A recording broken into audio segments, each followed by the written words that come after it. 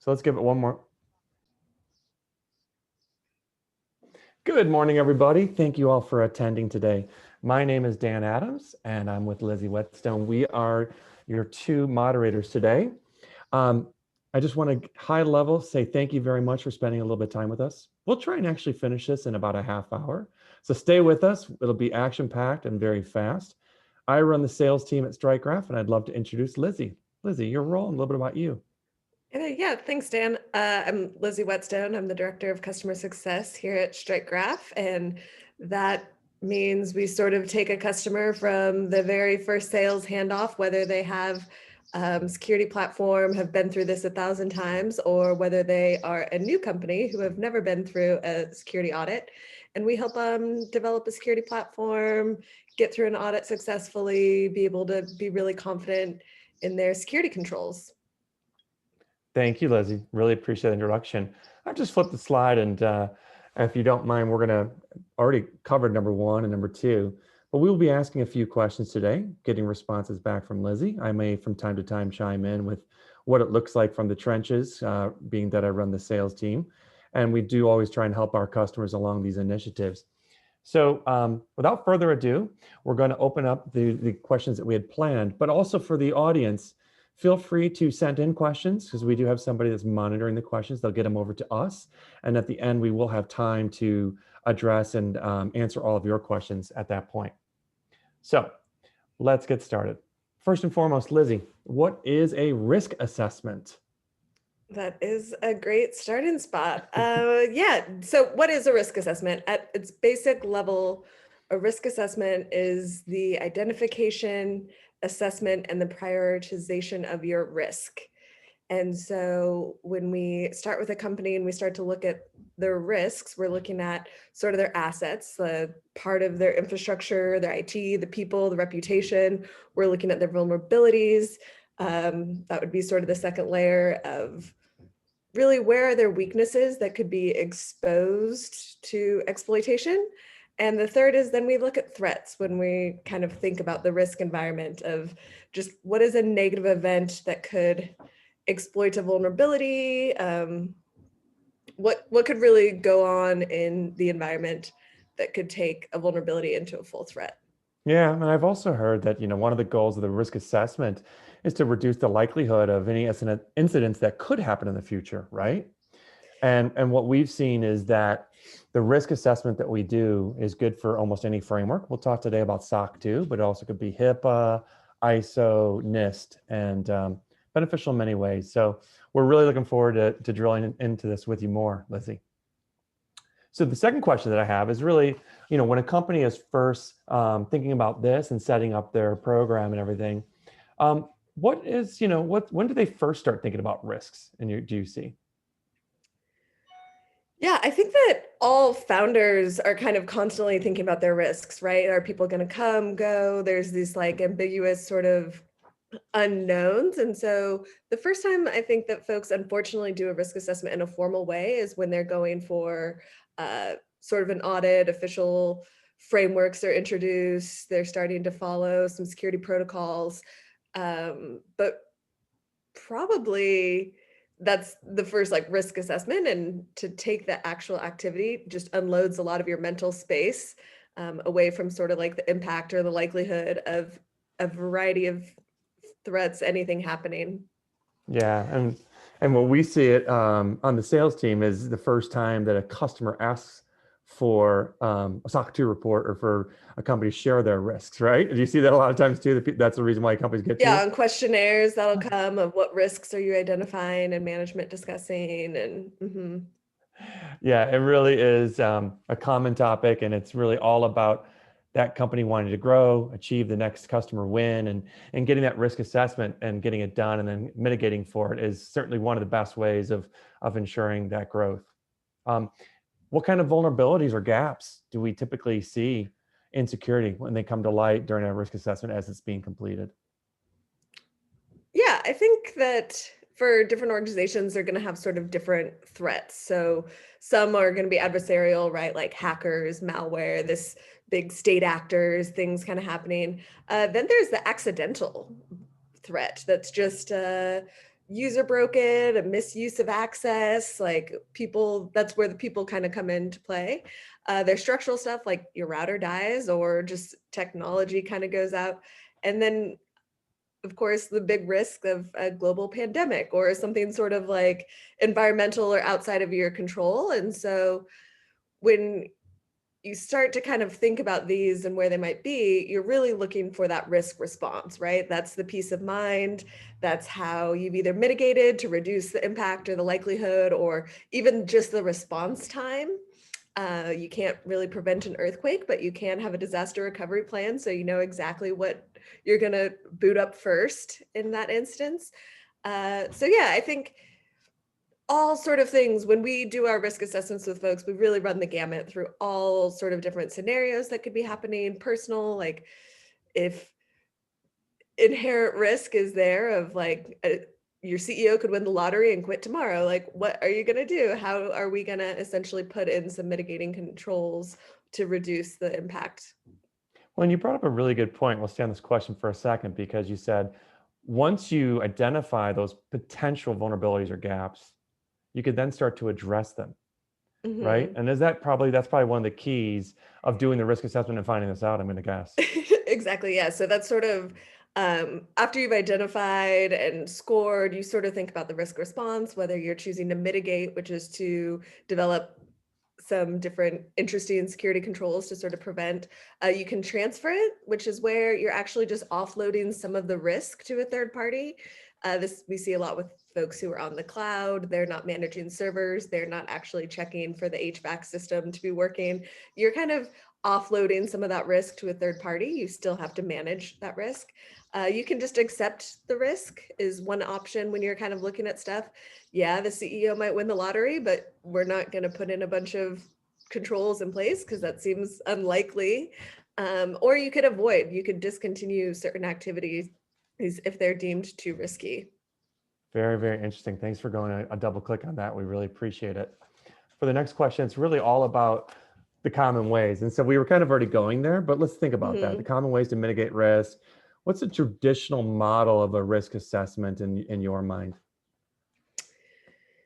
Yeah, the traditional model in my mind essentially uses like benchmarks, thresholds to values to validate whether a risk could occur, right? We talk about the Hmm. impact, the likelihood. You have to kind of sit with like qualitative and quantitative impact, the cost to your business, the cost of time, reputation, all of those things.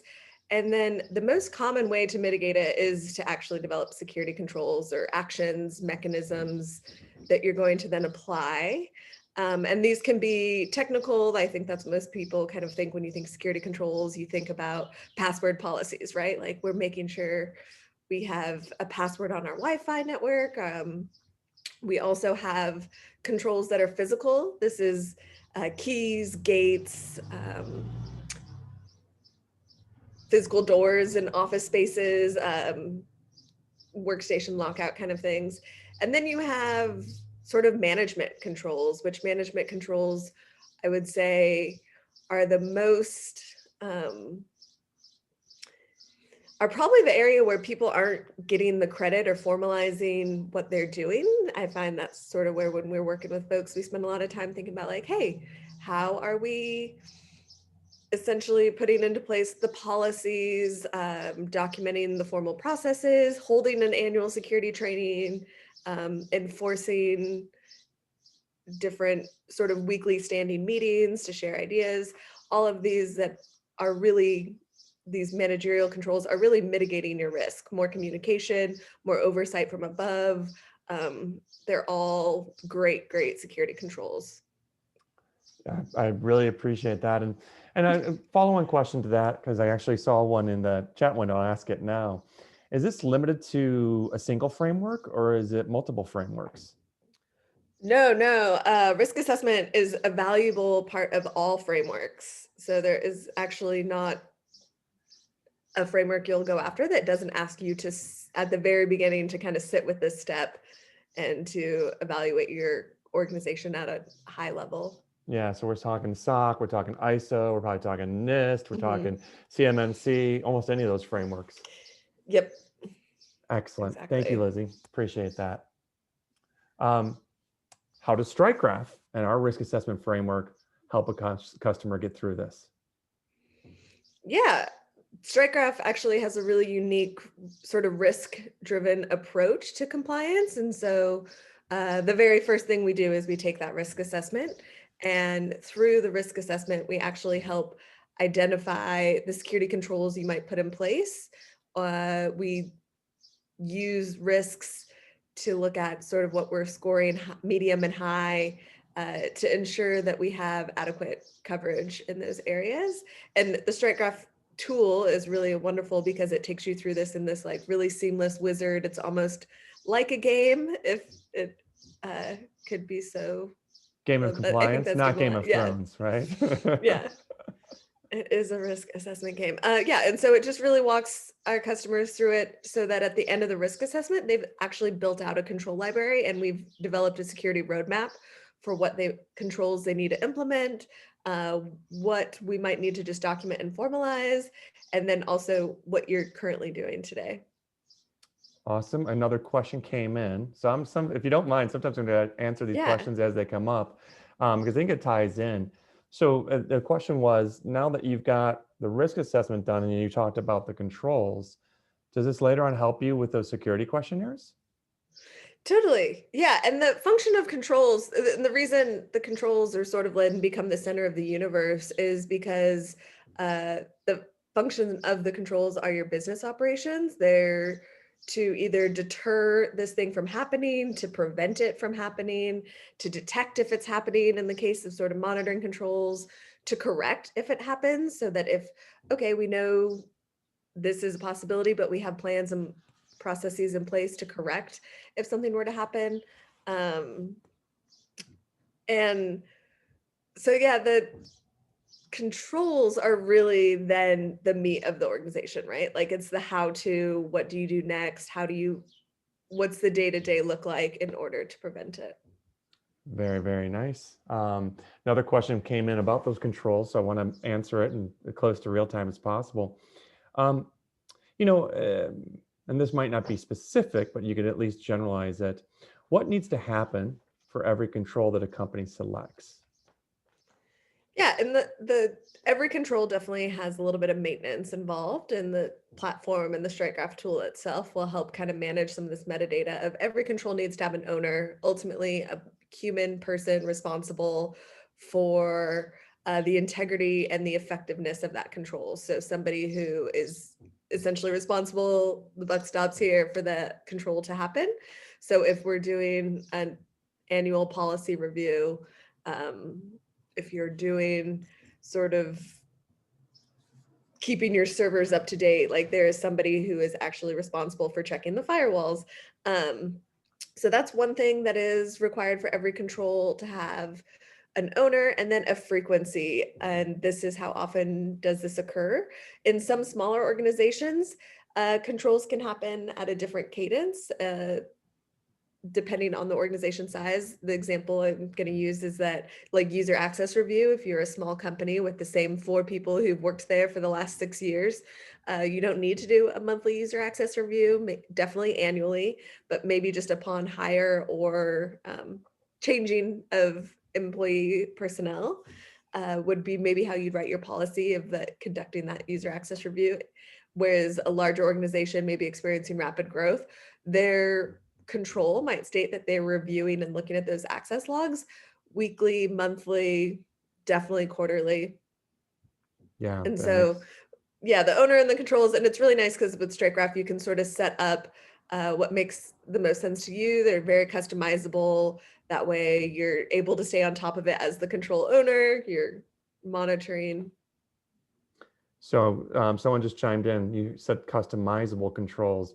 Could you also create your own control, like one that's not, yeah, I mean, and Oh, I can answer that. So absolutely. I've seen that. Yeah, I Yeah. was like, absolutely. And that's kind of the fun because people will come up with some really interesting controls when you start to get creative with your team about how do you, in a very small company, one of the ways to mitigate risk around fraud is to have mandatory vacations.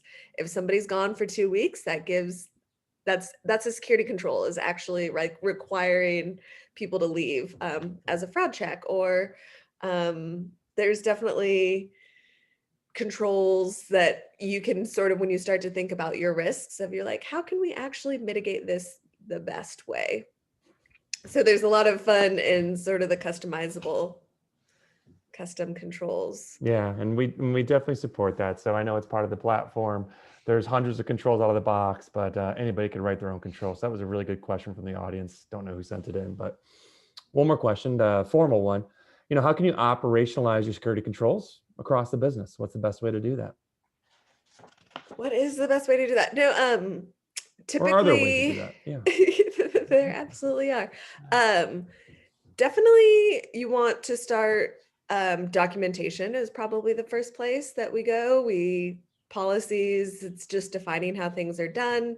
Can start pretty broad of like, always use this, down to the directive of you must and you will.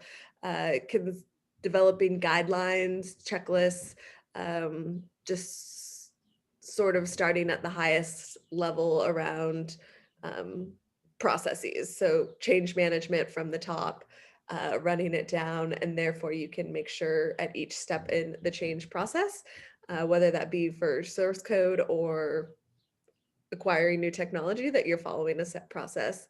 So really the strategy we adopt at StrikeGraph is, from your controls, we really develop the security roadmap where it's like, these are controls we know you are doing. How can we ensure that the level of evidence or the proof is at an acceptable level to pass a cybersecurity audit? Mhm. And then for things that we need to implement, we come up with a game plan of, cool, here's a deck for security training. And we really get pretty prescriptive with how to operationalize with our customers. Yeah, and we believe having a system, StrikeGraph, in place gives you a lot of rigor around your security and compliance program. These controls obviously can go across security, physical security, operational security, manager security. There's all kinds of different areas, right? We help them Mhm. manage, I think, all those types of controls. Is that fair to say? Totally. And I think the brilliance and the beauty of the StrikeGraph product is you are scoping from the risk assessment. You are actually right setting the controls for your organization. You are scoping the appropriate set, the appropriate frequency. You have uh, the tool, as well as then a team of customer success who are very, very talented, um, experienced folks who can help you really develop the right set of controls, so that you aren't spending time doing processes that aren't relevant or are redundant. It's not just a checklist. It's not like you must do this. It's like, cool, how does this work for your organization? What does this look like? Do you buy equipment for people? Do they bring their own? Here's how we're going to operationalize this control. Yeah, absolutely. Really appreciate that, Lizzie. I think that was it for our scheduled questions, but if you don't mind, can you stay on it? I've got some other questions that have come in via the chat window. Yeah, absolutely. Thanks, Dan. Yeah. So who in the organization um, launches the need for a risk assessment? And I can start to ask that. Um, it typically is the person in charge of the compliance program, and that usually is set up, obviously, as the company is growing and sees that first need. Either sometimes it's internal developed, sometimes it's developed because of a customer request. And so, when it gets to you and your team, Lizzie, is there usually an owner type for this role? We actually, for the risk assessment, sometimes it'll be a collaborative effort within a team. There'll be risks. Definitely, maybe there's one point person who goes through, but then after the risk assessment, you're actually going to sit as a C-suite, as management, and talk about your risks and go through it together. That's actually a really important part that I don't know if I've touched on as much about the risk assessment, is not only taking it, identifying the controls, but then discussing it after and annually, to, at a high level, bring up with management your risks. And so there can be a lot of folks involved. HR, I think, and operations folks are always a little surprised how much they get pulled in. But you'll want someone on your technical team. You'll want a person who knows sort of board management, higher level. If there's any laws, regulations, you might have a lawyer on your team. Yeah, the risk assessment is actually a whole group activity. Well, there are some other great questions coming in, so I'll get to a few more while we got some time. So how long does a risk assessment take? Is there a time frame that in general or specific? Yes. So, as far as an exercise in the StrikeGraph portal, there's about 41 questions. And through those 41 questions, we're asking you to identify and score your impact and likelihood of a risk occurring. And then we're using that score to essentially mitigate the risk and to develop the controls. So, to do the 42 questions, I usually tell people to put an hour, 2 hours on their calendar to do it. And if it takes longer, you might be overthinking it. That there's no right or wrong answer to how you score risk. Just needs sort of to be consistent. Okay. And then when the risk assessment is completed, what can management or does management do with it? Yeah, so management would typically then discuss just any high level risks because those definitely need to have mitigating security control. Um, in the StrikeGraph tool, that's where we sort of then add some services and do a gap analysis to the criteria so that we can make sure within the framework that folks are going after that we've captured all the necessary elements that the risk assessment really is just there sort of as a guide, and you'll take it annually. So it's an activity you'll go year over year. That way you can just sort of opine on the effectiveness of your control. Did you have to do that control? Did it work? Is there a tweak you need to make to the process? So it's a continual, once a year, I would say, take your risk assessment. Well, that's good because there was a follow-up question and you just actually answered it. You know, is this a one-time endeavor? How often should it be? Do you recommend doing it? So yeah, not a one-time affair. Probably do it annually. Make sure that you're always in compliance. Is that a fair assessment? Mm-hmm. That is, yes. All right. So one more question that came in earlier that we had just hadn't gotten to was all around, have you ever seen or are there ever danger of irrelevant controls? That's partially why you do this as an annual review, because if a control isn't working in your environment, there's no need to essentially keep it. So that would come um, like a year two where you might say, we're just going to avoid this activity. Like we're going to no longer, we're going to discontinue this control because we've mitigated it else, either a different method or it's no longer necessary. Yep. Yep. And then there's one final question, and I can actually address this. What happens when they have a high risk? What should the team do? I mean, that's part of the platform, and what we help you do is put in the appropriate, if there is a risk identified, put in the appropriate policies and controls to mitigate that risk. And thank you, whoever sent that one. That was kind of like a layup. That's a great usage of the StrikeGraph platform, and kind of why we're in business is to make sure we're helping minimize those risks for all of our customers every day. Really have appreciated. There was a ton of questions that came in. I don't want to keep you on too long, but Lizzie, you've been fantastic with your time today. We really have greatly appreciated all of the audience participation. There have been some incredible questions, but if you have more, you can feel free to reach out to us. I am Dan at strikegraph.com, and Lizzie is lizzie.whetstone at strikegraph.com. So either one of us would be more than happy to receive any more questions from the many folks out there. We're sorry today if we didn't get to it while being live, but we tried to get through a bunch of them, as many as possible. Lizzie, thank you very much for your time. And we really do appreciate your expertise and what you do helping our customers every day, every week. Awesome. Thank you, Dan. Yeah. Thank you, everybody, for your attendance. We will also record this. It has been recorded, so we'll send you out a recording when this is saved to the cloud. Thanks, everyone.